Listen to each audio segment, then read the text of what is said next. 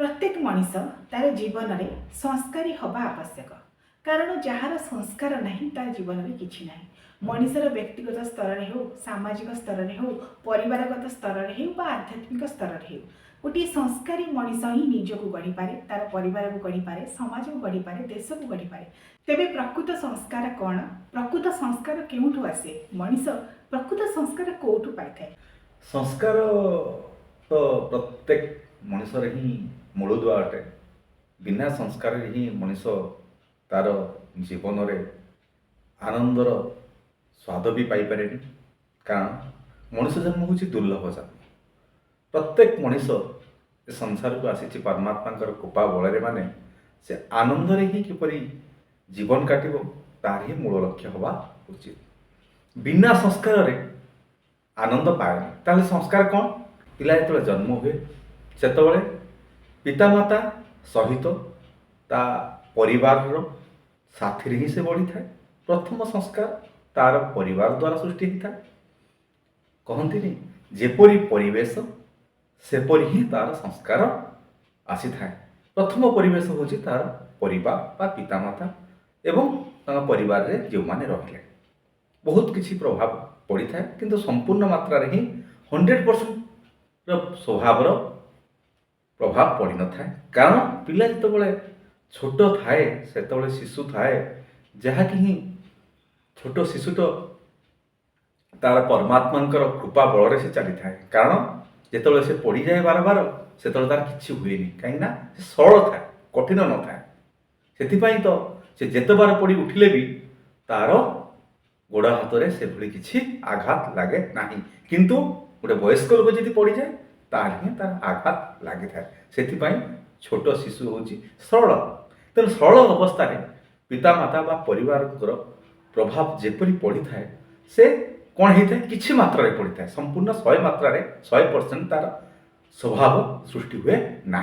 किंतु पिला जो बड़ हो जाए से कौन हुए ना तार सांगसाथी एवं तार जो स्कूल को से जीव से स्कूल रे से भली यदि परिवेश थाए ताहले ही कौन होता है ना से किसी संस्कार पाई थाए। प्रथम संस्कार परिवार। परिवार परिवार जेहेतु छोटिया छुआटे जन्म हेले ता मनटा सरल थाए, कोमल थाए। आपण माने सुनुथिले आ ताकू सही कोमलमती मनरे जे प्रथम छाप छाड़ी थांती से माने होछन्ती तार पितामाता।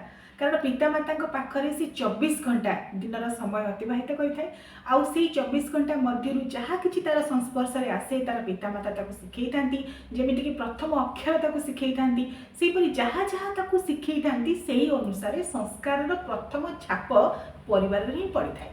जदिओ आपण माने सुनुथिले संपूर्ण भाव में पड़ी न थाए, किछि परसेंट आमे कहि परिबा परिवार हूँ संस्कार प्रथम भित्तिभूमि, प्रथम मूलदुआ। जार पितामाता जो संस्कार पिला शिखेबे से भाव में से प्रथम गढ़ा हो जाए। प्रथम संस्कार छांच मोट उपर परिवार ठारू ही आरंभ होता है। परिवार ही पकई थाए गोटे शिशुर मन में। तापर आपण माने सुनुथिले द्वितीय भित्तिभूमि जहाँ तार शिक्षा क्षेत्र, जो स्कूल को सी जाए, जो विद्यालय को जाए, शिक्षक शिक्षयित्री ताको जो संस्कार शिखई थांती ताहा मध्य तार मन में छाप छाड़ी दे थाए। से कथा मध्य आपण माने सुनंतु। हाँ, जदि आपण परिवार बा पितामाता ये जो प्रभावटा 40% पड़ी था, 100 रु 40 भाग से पिला उपरे पड़ी था। किंतु जेतबेले से स्कूल को जाए, विद्यालय को जाए, निजर शिक्षागत योग्यता को हासिल करबा पई का सेतले 40% तार से प्रभाव तापरे संस्कार प्रभाव पड़ी था। कारण सी जेतबेले पिला सकाळ उठे सेतबेले सी 10टा पर्यंत से कौन करे ना परिवार सहित थाए। तापर कौन करे ना 10टा रु 4टा पर्यंत से थाए कौटी ना विद्यालय रे थाए। विद्यालय सांग साथी, शिक्षक शिक्षयित्री एमानकर बहुत मात्रा रे प्रभाव पड़े। कारण घर सीना से 40% पाइला, 40 भाग पाइला, आउ जो 100 रु 40 भाग से विद्यालय रे पाए, सांगसाथी कतु पाए। तेणु 40% एठी गला। आउ जो रहा 20% 20 भाग जेतबे से विद्यालय आसे, जेतबे से कौन खेल स्थान को जाए बा विभिन्न पिला सहित मिसे, गाँ परिवेश समाज एवं कौन हुए ना विभिन्न प्रकार आध्यात्मिक स्थल को जाए, आउ 20% से तार आड हुए। तेणु 100% संस्कार आसी थाए केउठारु ନା ସମ୍ପୂର୍ଣ୍ଣ ଭାବରେ ପରିବେଶ ପରିବେଶ ପ୍ରଥମ ପରିବେଶ ହେଉଛି ତାଙ୍କର ପିତାମାତା ପରିବାର, ଦ୍ୱିତୀୟ ପରିବେଶ ହେଉଛି ବିଦ୍ୟାଳୟ ସାଙ୍ଗସାଥି, ଯେଉଁ ବିଦ୍ୟାଳୟରେ ଯେଉଁ ଶିକ୍ଷକ ଶିକ୍ଷୟିତ୍ରୀ ଏସବୁ ରହିଲେ 40% ପାଇଲେ। ତାପରେ 20% ଯେତେବେଳେ ସେ ବିଦ୍ୟାଳୟରୁ ଆସି କିଛି ସମୟ ନିଜର ସନ୍ଧ୍ୟା ପର୍ଯ୍ୟନ୍ତ 4ଟାରୁ 5ଟା ପର୍ଯ୍ୟନ୍ତ ଖେଳାଖେଳି କରେ, ଖେଳ ପଡ଼ିଆକୁ ଯାଏ, ବା ବିଭିନ୍ନ ପ୍ରକାର ଯଦି ତା ମନରେ ସେଭଳି ତାଙ୍କର ପିତାମାତା ଆଧ୍ୟାତ୍ମିକ ସ୍ତର ସୃଷ୍ଟି କରିଥିବେ ସିଏ କୌଣସି ମନ୍ଦିର ସ୍ଥାନକୁ ଯାଏ, ତାର 20% ପଢ଼େ। ବାହ୍ୟ ପରିବେଶରୁ ପଡ଼ିଥାଏ ତାର ପ୍ରଭାବଟା, ଯାହା 40 ଭାଗ ପରିବାରରୁ ନିଜ ପିତାମାତାଙ୍କ ଠାରୁ ଆପଣମାନେ ଶୁଣୁଥିଲେ, 40 ଭାଗ ପଡ଼ିଥାଏ ବିଦ୍ୟାଳୟରୁ, ଆଉ ଯେଉଁ 20 ଭାଗ 20% ପଡ଼ିଥାଏ ତାର ବାହ୍ୟ ପରିବେଶରୁ, ଯେଉଁଠାରେ ଯାହା ସଂସ୍ପର୍ଶରେ ସେ ଆସେ, ଯେମିତିକି ତାର ସାଙ୍ଗସାଥି, ଆଧ୍ୟାତ୍ମିକ ପରିବେଶ, ବିଭିନ୍ନ ପ୍ରକାର ପୁସ୍ତକ ପଢ଼ିବା ବା କୌଣସି ଆଧ୍ୟାତ୍ମିକ କ୍ଷେତ୍ରକୁ ଯିବା, କର୍ମକ୍ଷେତ୍ରକୁ ଯିବା, ଜୀବନର 4ଟି ସୋପାନରେ ଯେମିତିକି ଶୈଶବ, କୈଶୋର ଏବଂ ପ୍ରୌଢ଼ ଅବସ୍ଥା, ବୃଦ୍ଧାବସ୍ଥା, 4ଟି ଅବସ୍ଥା, 4ଟି ଅବସ୍ଥାରେ ଯେଉଁ ବାହ୍ୟ ପରିବେଶର ପ୍ରଭାବରେ ସେ ପଡ଼ିଥାଏ, ଯେଉଁ କର୍ମକ୍ଷେତ୍ରକୁ ସେ ଯାଇଥାଏ, ସେଇ କ୍ଷେତ୍ରର ପ୍ରଭାବ ତା ଉପରେ ପଡ଼ିଥାଏ। ତେଣୁ 3 ପ୍ରକାର ଭାବରେ ତାର ଜୀବନ ସଂସ୍କାରିତ ହୋଇଥାଏ।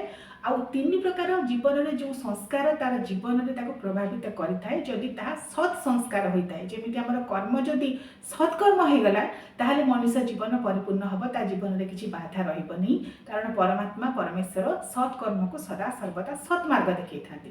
ସେମିତି ଯଦି ସଂସ୍କାରଟା ସତ୍ ସଂସ୍କାର ହେଲା, କୁସଂସ୍କାର ନ ହୋଇକି ସୁସଂସ୍କାର ହେଲା, ତାହେଲେ ହିଁ ତା ଜୀବନଟା ସୁଗମ ହେବ। ଅର୍ଥାତ୍ ତା ଜୀବନର ମଧ୍ୟ ଯେତେ ମାର୍ଗରେ ସେ ଯିବ, ଯେତେ ରାସ୍ତାରେ ଯିବ, ସେଇ ସଂସ୍କାର ତାକୁ ସଦା ସର୍ବଦା ସତ୍ ପଥରେ ନେବ। ଆପଣମାନେ ଆଜିକାଲି ଦେଖୁଥିବେ ଯେ ବିଭିନ୍ନ ପ୍ରକାର କ୍ଷେତ୍ରରେ ଲୋକ ସଫଳ ହେଉଛନ୍ତି ସତ, ମାତ୍ର ବ୍ୟକ୍ତିଗତ ଜୀବନରେ ତାଙ୍କର ସଂସ୍କାର ନାହିଁ, ସଂସ୍କାରର ଅଭାବ। ସଂସ୍କାର ଅଭାବରୁ ପରିବାର ମଧ୍ୟରେ ନାନା ପ୍ରକାର ବିଶୃଙ୍ଖଳା, ନାନା ପ୍ରକାର ପାଟିତୁଣ୍ଡ, ଗଣ୍ଡଗୋଳ ଏସବୁ ମଧ୍ୟ ହେଉଛି। ତେଣୁ ଜୀବନର ପ୍ରତ୍ୟେକ କ୍ଷେତ୍ରରେ ସଂସ୍କାର, ସତ୍ ସଂସ୍କାର ବା ସୁସଂସ୍କାର ନିହାତି ଭାବରେ ଆବଶ୍ୟକ। ଯେଉଁ ସତ୍ସଂସ୍କାର ଶୁଣୁଥିଲେ, ସବୁ ସଂସ୍କାର ଆପଣମାନେ ଜାଣିଛନ୍ତି ପରମାତ୍ମା ସଦାସର୍ବଦା 2ଟି ଜିନିଷ ରଖିଥାନ୍ତି, ସତ ମିଛ, ଅନ୍ଧାର ଆଲୁଅ।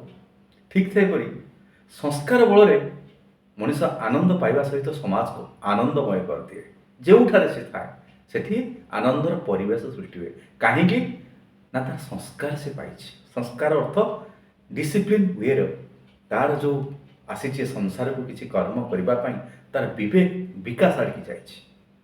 ବିବେକ କ'ଣ କରିଛି ନା ବିକାଶ ପଥରେ ଲାଗିଛି। ସେଥିପାଇଁ ପ୍ରାୟତଃ ହିଁ ସମସ୍ତେ ତାଙ୍କୁ ଭଲ ପାଆନ୍ତି ଏବଂ ସମାଜରେ ଦିନେ ପରିଚୟ ପାଇଥାଏ ସୁସଂସ୍କାର ବଳରେ।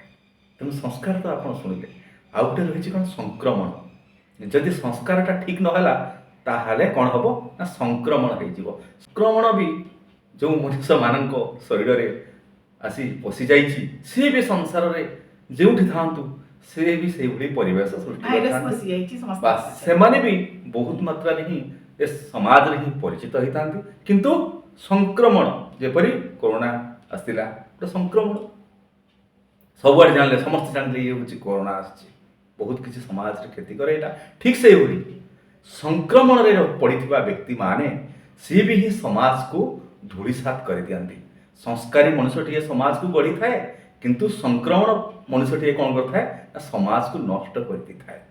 ତେଣୁ ସଂସ୍କାର ଆଉ ସଂକ୍ରମଣ ଏ 2ଟି ପରମାତ୍ମା ମଣିଷମାନଙ୍କୁ ଦେଇଥାନ୍ତି। ତେଣୁ ମଣିଷର ପରିବେଶ ଅନୁସାରେ ସେ ସଂସ୍କାରୀ ମଣିଷ ଏହି ସଂସାରରେ ହିଁ ଆନନ୍ଦ ନେବ, ସହିତ ସମାଜକୁ ଆନନ୍ଦମୟ କରିବ, ଆଉ ସଂକ୍ରମଣର ରୂପ ନେଇ ଏ ସମାଜକୁ କ'ଣ କରିବ ନା କଳୁଷିତ କରିବ।